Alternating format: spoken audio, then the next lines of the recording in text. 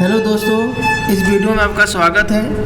आज हम लोग पढ़ेंगे प्लेटो का आदर्श राज्य, ठीक है, यानी प्लेटो थ्योरी ऑफ आइडियल स्टेट। उससे पहले पढ़ते हैं प्लेटो की शिक्षा नीति। चाहे जितना भी आलोचना की जाए, इस बात से इनकार नहीं किया जा सकता है कि शिक्षा संबंधी प्लेटो का विचार आधुनिक युग के उपयुक्त है। जैसे पुरुषों के समान महिलाओं को शिक्षा प्राप्त करने का अधिकार, मानसिक विकास के साथ शारीरिक विकास पर ध्यान, राज्य के सुसंचालन हेतु शासकों को शिक्षित होना आदि संबंधित बातों पर प्लेटो द्वारा बल आज भी बहुत उपयुक्त प्रतीत होता है।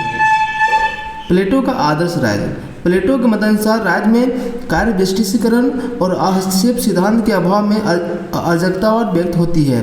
इसे अराजक स्थिति की समाप्ति और आदर्श राज्य की स्थापना के लिए प्लेटो न्याय जैसे महत्वपूर्ण सिद्धांत का प्रतिपादन करता है। प्लेटो का ऐसा मानना है कि यदि राज्य में उसके द्वारा प्रतिपादित न्याय सिद्धांत को लागू कर दिया जाए तो जो राज्य क्या हो जाएगा, आदर्श राज्य की स्थापना हो सकती है।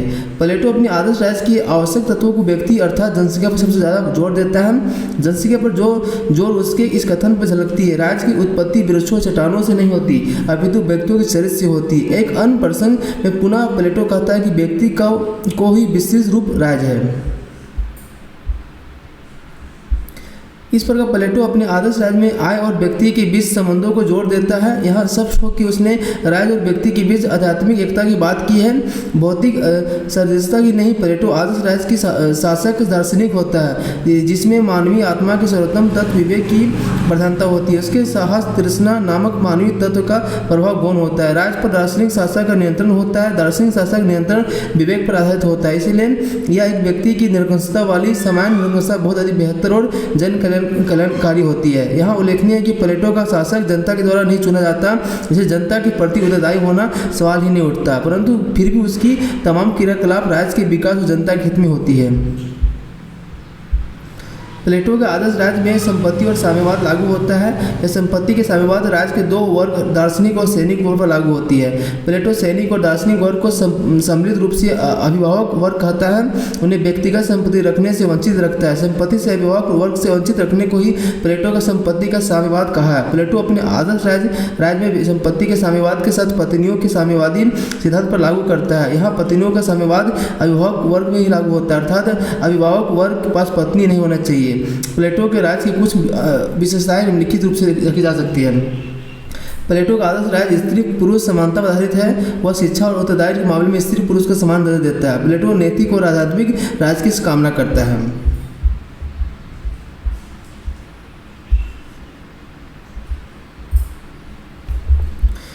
प्लेटो के आदर्श राज्य में कानून ही नहीं कर्तव्य की महत्ता स्वीकार की गई है। राज्य में आत्म संयम को भी महत्वपूर्ण बताया गया है। प्लेटो आदर्श राज्य कला और साहित्य पर राज्य का नियंत्रण रखता है। प्लेटो का आदर्श राज्य में डॉक्टरों का कोई स्थान नहीं है, क्योंकि आदर्श राज्य में नागरिक रोगी नहीं, संयम और स्वस्थ होते हैं। प्लेटो आदर्श राज्य में न्याय और शिक्षा का तो सर्वाधिक महत्व है। प्लेटो राज्य सेक्स पर भी नियंत्रण रखता है। प्लेटो द्वारा रिपब्लिक प्रतिपादित आदर्श राज्य का अब तक वर्णन में कुछ खामियां स्पष्ट रूप से दृष्टिगोचर होती है, जिनकी और संक्षिप्त इशारा अनिवार्य है। प्रथम, प्लेटो अपने आदर्श राज्य में कानून की अवहेलना करता है, जो समसामयिक राज्य में असंभव है, तत्कालीन राज्य के लिए उचित नहीं कहा जा सकता है। द्वितीय, प्लेटो के आदर्श राज्य में वर्तमान प्रजातांत्रिक मर्यादाओं का अभाव पाया जाता है। तृतीय, प्लेटो द्वारा आदर्श राज्य के प्राप्ति हेतु बनाए जाने वाले साधन अव्यावहारिक और असंभव है, चाहे वह कठोर साम्यवादी धारण हो या नियंत्रित यौन संबंध। चतुर्थ, प्लेटो के आदर्श राज्य में डॉक्टरों के अभाव का है, जो ठीक नहीं है। यह माना जा सकता है कि आदर्श राज्य के नागरिक खुशहाल और स्वस्थ हो सकते हैं, पर प्रकृति आपदाओं आदि से हमेशा सुरक्षित होंगे, ऐसी भविष्यवाणी अवैज्ञानिक की जा सकती है। यदि प्रकृति आपदाओं प्लेटो का ध्यान जाता तो शायद वह डॉक्टरी का मुँह समझता। पंचम, प्लेटो के आदर्श राज्य में न्याय सिद्धांत का लागू करना अनिवार्य बताया है, जो वर्ग संघर्ष जन्म देने वाली व्यवस्था है। षष्ठ, शिक्षा का आदर्श राज्य में बहुत लाजमी है, परंतु दार्शनिक राजा को अमर्यादित बनाना कदापि ठीक नहीं है। कौन जानता है कि आज जो विवेक पर शासन करता है, कल साहस अर्थात शक्ति पर शासन करना प्रारंभ कर दे। ऐसे तो प्रजातांत्रिक दृष्टिकोण से राजा का जनता के प्रति अनुत्तरदायी होना अनुचित हो ही है। प्लेटो के आदर्श राज्य के लिए विभिन्न आलोचनाएं यद्यपि काफ़ी महत्वपूर्ण है, लेकिन इनके निर्विरोध रूप से स्वीकार नहीं किया जा सकता है। मुख्यतः इसलिए कि यद्यपि उसके शासन कानून जनमत के निबंधन से मुक्त है, लेकिन वो मूलभूत संवैधानिक मर्यादाओं को मुक्त नहीं है। उन्हें मर्यादाओं को अंतर्गत रहकर ही उस शासन संचालन करना है। उनमें परिवर्तन का अधिकार उन्हें नहीं है। यदि किसी तरह वर्तमान राज्य में आदर्श राज्य वाली संपत्ति और पत्नियों के साम्यवाद अभिभावक वर्ग को लागू किया जाए तो वर्तमान समसामयिक समाज में दिखाई देने वाली बहुत सी विषमताओं का नाश हो जाएगा। राज्य में मार्क्सवादी खुशहाली की नज़र आने लगेगी, परंतु यह असंभव है। भला इस बात से कौन इनकार कर सकता है कि राजा को योग्य और विद्वान होना चाहिए।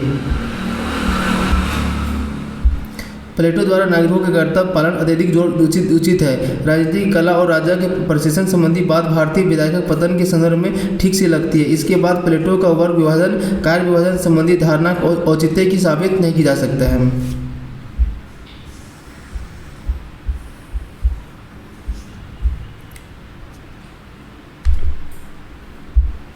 प्लेटो का दार्शनिक राजा संबंधी सिद्धांत। तो दार्शनिक राजा संबंधी सिद्धांत, जैसा कि फॉस्टर ने कहा है कि प्लेटो के समस्त दर्शन में सर्वाधिक महत्वपूर्ण सर्वाधिक मौलिक विचार है दार्शनिक शासक के सत्ता के समर्थन को समान राजनीतिक चिंतन के प्रति प्लेटो को महत्वपूर्ण योगदान माना जाता है। प्लेटो अपने सिद्धांत में प्रतिपादन रिपब्लिक के 5वें और 6वें अध्याय करता है। उसका सार यह है कि जब तक दार्शनिक हाथों में राजनीतिक शक्ति नहीं आती तब तक राज्यों के व्यापक बुराइयों का खात्मा नहीं किया जा सकता है, ना ही राज्य में खुशहाली आएगी। प्लेटो को मानना है कि शासन का नियंत्रण और निर्देशन ज्ञान के द्वारा होता है। यहाँ ज्ञान के दार्शनिक के पास ही होता है, इसलिए शासन का बगलोर इन्हीं के हाथों में होना चाहिए। दूसरी बात, इन्हीं ही सत्य वस्तुनिष्ठ वास्तविक ज्ञान होना चाहिए, क्योंकि इसके पास मानवीय आत्मा का सर्वोच्च तत्व विवेक होता है। प्लेटो के दार्शनिक राजा संबंधी सिद्धांत की अन्य महत्वपूर्ण बातें निम्नलिखित है। प्लेटो के दार्शनिक राजा का प्रादुर्भाव उसकी शिक्षा व्यवस्था से होता है। प्लेटो के दार्शनिक राजा को शिक्षा व्यवस्था की लंबी अवधि तक कठिन प्रशिक्षण गुजरना पड़ता है। शिक्षा के माध्यम से प्लेटो सबसे योग्य व्यक्ति को चुनाव करता है। शिक्षा के भी व्यक्ति के सद्गुण का समावेश करती है। प्लेटो का दार्शनिक राजा निस्वार्थी होता है और उसका न अपनी संपत्ति होती है न अपना परिवार, इसलिए वह पूरे समाज के भलाई को ध्यान रखकर अपना कार्य करता है। राज्य के कल्याण में अपना कल्याण को राज्य के अहित में ही अपना अहित समझता है। प्लेटो का दार्शनिक शासन सिद्धांत अभिजन का सिद्धांत है। उसके अनुसार सभी व्यक्तियों के दार्शनिक होने का प्रतिभा नहीं होती है। दार्शनिक होने से क्षमता कुछ ही व्यक्तियों में होती है। अतः प्लेटो का दार्शनिक और व्यक्ति को हो सकता है, कुछ व्यक्ति सभी व्यक्ति नहीं।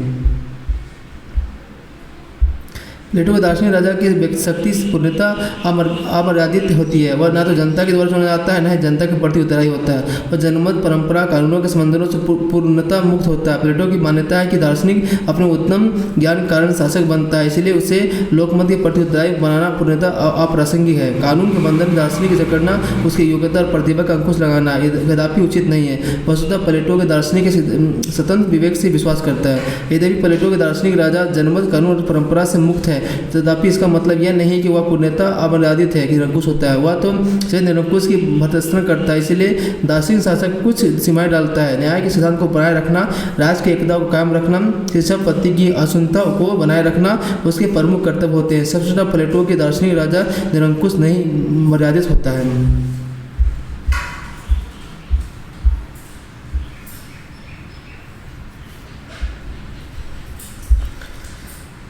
प्लेटो का दार्शनिक शासन सिद्धांत जितना ही मौलिक और रोचक है, उतना ही आलोचकों को आलोचना के पात्र भी आलोचनाएं निम्नलिखित है। प्लेटो के दार्शनिक राजा के विचार निरंकुशवाद का बढ़ावा देता है। अपने दार्शनिक राजा के सिद्धांत में प्रतिपादन करने में प्लेटो ने जनता के भारी बहुमत को राजनीतिक सत्ता में वंचित किया है, जो जनतांत्रिक सिद्धांत के विरोध है। प्लेटो का कहना है ज्ञान की प्राप्ति सभी के बस की बात नहीं है। आधुनिक समय में प्लेटोनिक की साधना समानता की धारणा मेल खाती है। प्लेटो का दार्शनिक राजा सिद्धांत ना तो व्यवहारिक है ना ही वांछनीय है। तो ऊपर का कहना है तो प्लेटो खुद दार्शनिक बताकर सत्ता हटाने के दार्शनिक राजा के सिद्धांत का प्रदर्शन करता है। प्लेटो के दार्शनिक शासक के सिद्धांत की व्यवहारिक और सैद्धांतिक दृष्टि से जो खामियां उसके सिद्धांत में महत्वपूर्ण है कहा जा सकता है। आधुनिक जनतांत्रिक देशों में विशेष रूप से जनता के प्रतिनिधियों का अज्ञानता और अक्षमता को देखते हुए प्लेटो ये विचार बहुत ही सटीक प्रतीत होता है। केवल योग्य व्यक्तियों का ही शासन करना चाहिए। इसके अतिरिक्त व्यापार जैसे विद्वानों द्वारा दार्शनिक शासक के सिद्धांत के विरोध दी गई आलोचनाएं अनुचित और निराधार हैं। प्लेटो का साम्यवादी सिद्धांत न्याय पर आधारित आदर्श राज्य की स्थापना और संचालन हेतु प्लेटो ने दो साधनों को प्रस्तावित करता है। पहला सकारात्मक और साधन राज्य नियंत्रित शिक्षा व्यवस्था, दूसरे साधन का नाम संपत्ति और परिवार के साम्यवाद, जिसका स्वरूप नकारात्मक है। प्लेटो का साम्यवादी सिद्धांत नकारात्मक इसलिए कहा जाता है क्योंकि वह किसी वर्ग विशेष को रोक और प्रतिषेध का वकालत करता है।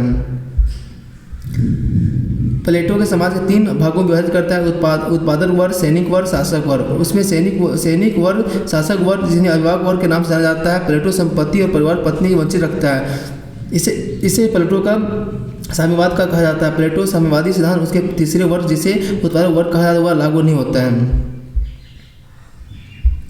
प्लेटो शासक वर्ग के लिए एक लंबी शिक्षा पद्धति की व्यवस्था करता है, परंतु इस बात का प्लेटो को डर लगता है कि शिक्षा से निस्वार्थी शासक को तैयार करने में पश्चात वह सांसारिक सौंदर्य या आकर्षण चारित्रिक विद्वलताओं का शिकार होकर उन्हें कर्तव्य पथ से भ्रष्ट न हो जाए। अतः इसने अपनी सुरक्षा के लिए उसके द्वारा साम्यवाद के सिद्धांत का प्रतिपादन किया है। इसके माध्यम वह शासक वर्ग को निस्वार्थ और त्यागी बनाना चाहता है, इसी से न्याय पर आधारित आदर्श राज का पतन न हो सके।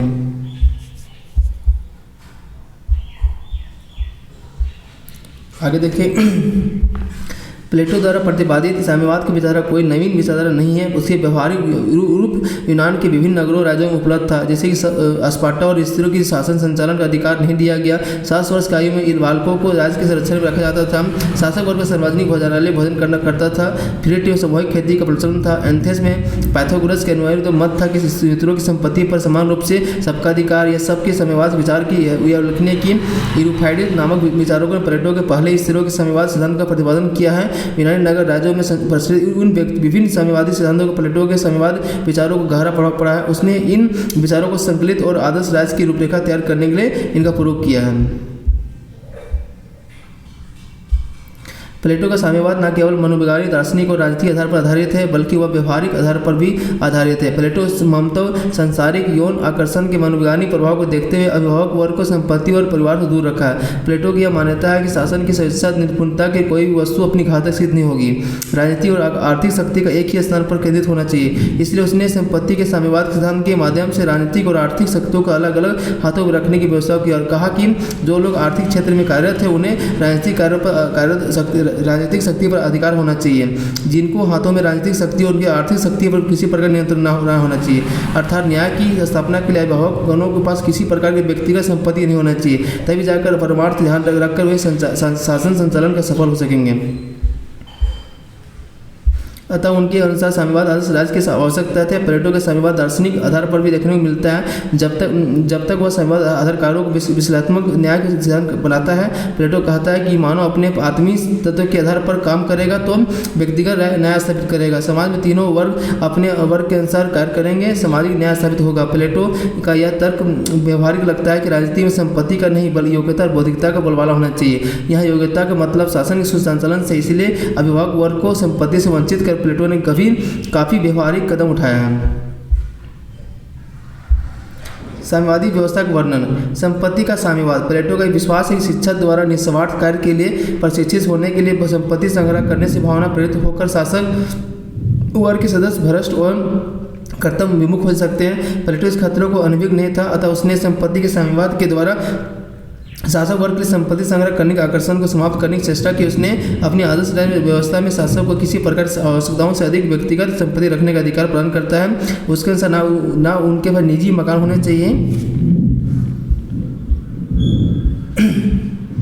ना उत्पादक भूमि उसके भी उन्हें सार्वजनिक निवासालय में रहना चाहिए, सार्वजनिक भोजनालयों में भोजन करना चाहिए। इस पर के संबंध में अपने विचार को स्पष्ट करते हुए रिपब्लिक में उनका कथन है। प्रथम तो यह है कि उनके पास उतनी संपत्ति होनी चाहिए जितनी जीवनयापन के लिए नितांत आवश्यक है। दूसरा, उनके पास कोई द्वार या भंडार नहीं होना चाहिए जहाँ वो व्यक्तियों के प्रवेश निश्चित हो। उन्हें उतना ही वेतन मिलना चाहिए जितने से वह उन्हें वर्ष भर की आवश्यकताओं को पूर्ति कर सकें। उन्हें सामान्य भोजनालयों में भोजन करना चाहिए, समान विनाशनों में रहना चाहिए। उन्हें सोने चांदी का उपयोग स्पर्श नहीं करना चाहिए, इसी भी उनकी और राज्य दोनों की भलाई। किंतु यदि कभी इस व्यवस्था के विपरीत उन्होंने धन या भूमि एकत्रित कर लिए तो उनका पतन हो जाएगा। ये लोग कल्याणकारी होने के बजाय स्वार्थों और धनरूप बन जाएंगे। अपने स्वार्थों की पूर्ति के लिए अन्य नागरिकों को अत्याचार करने लगेंगे, जिससे उनकी घृणा के पात्र बन जाएंगे। फलस्वरूप शासक लोग साधारण जन से डरने लगेंगे। इस तरह वे अपने राज्य के पतन की गर्त में डाल देंगे। अतः उसकी यह मान्यता है कि इस प्रकार की स्थिति में उत्पन्न होने वाले आवश्यक है कि शासकों के पास व्यक्तिगत उपयोग के लिए अतिरिक्त किसी प्रकार की व्यक्तिगत संपत्ति नहीं होना चाहिए, अर्थात राजनीतिक हाथों में आर्थिक सत्ता का केंद्रीकरण होना चाहिए।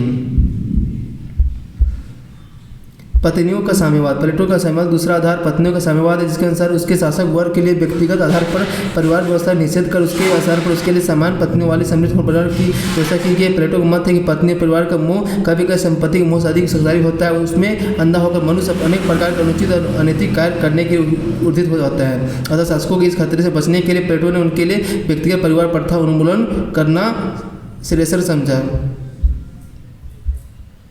शासकों के लिए व्यक्तिगत परिवार व्यवस्था के उन्मूलन के अतिरिक्त कुछ अन्य कारण भी है। उसके समय यूनान नारी जाति की बहुत दशा बहुत खराब थी। उन्हें घर की चारदीवारी में बंद रखा जाता था। उसका कार्यक्षेत्र बहुत सीमित था। उनका उद्देश्य परिवार देखभाल करना था, संतान उत्पन्न करना ही था। प्लेटो ने स्त्रियों की दुर्दशा के लिए विवाह के माध्यम से उत्पन्न व्यक्तिगत परिवहन प्रणाली को उत्तरदायी मानता था। उसने स्त्रियों की दशा सुधारने के लिए उसने पुरुषों के समक्ष लाने के लिए दूषित परिवार की प्रथा को उन्मूलन का आवश्यक समझा। प्लेटो के इस मंतव्य को स्पष्ट करते हुए सेवायन ने कहा है